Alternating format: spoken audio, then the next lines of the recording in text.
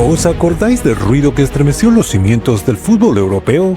De ese amago decisión que iba a cambiarlo todo y que iba a dejar a la UEFA en el olvido, y que raramente fue presentado en el peor circo mediático que puede existir a nivel global. Así es, os hablo de la Superliga.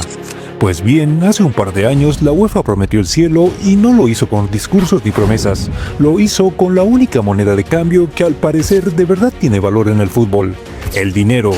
Y hoy, con la confirmación de las cifras, se desvela una verdad que me temo no tiene vuelta atrás. La UEFA ha lanzado una bomba que asciende a 2.470 millones de euros y que en un solo golpe parece haber silenciado el ruido de la Superliga.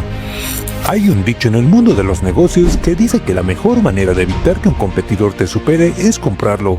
En el caso de la UEFA, la jugada ha sido incluso mucho más sutil. No ha comprado a los clubes, no ha comprado su silencio, los ha comprado con un cheque en blanco que ningún club, por más grande que sea, puede ignorarlo.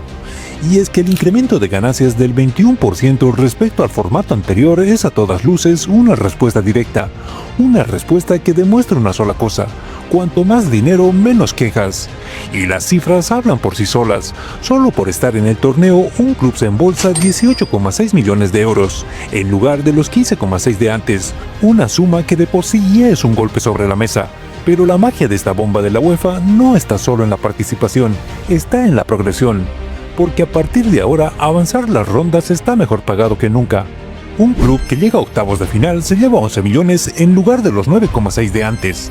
Por llegar a cuartos, 12,5 millones. Y si pisa las semifinales, 15 millones. Y como guinda del pastel, si eres campeón y te alzas con la orejona, el premio es de 25 millones, que antes, atención, era de 20. Estos señores favorecen a los hijos a esos clubes que año tras año tienen reservado puesto en las rondas de finales. Hablamos por supuesto del Real Madrid, del Manchester City, del Bayern o del mismísimo PSG. Para ellos este nuevo formato es una auténtica mina de oro que les asegura ser todavía mucho más poderosos año tras año. Es importante por ello ser regular en el torneo temporada tras temporada, algo que por cierto no ha ocurrido recientemente con clubes como el Atlético de Madrid o el Barcelona, que han quedado un poco descolgados de esta fiesta. La suma de todos estos conceptos, la fase de liga, las victorias, los empates y la clasificación por rondas, puede llevar a un club, al campeón, a embolsarse la friolera de casi 200 millones de euros en una sola temporada. Y ese, señores, es el verdadero negocio.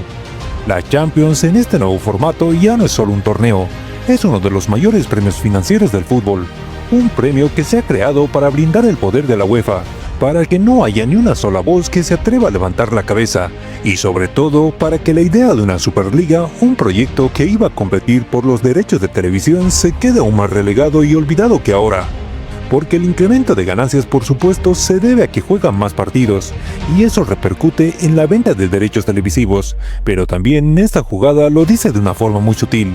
Subyace de fondo la estrategia de la UEFA para contentar a los grandes clubes de Europa después de ese amago de decisión.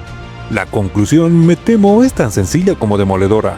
El dinero ha vuelto a ganar la batalla y ha silenciado por completo el ruido de la revolución.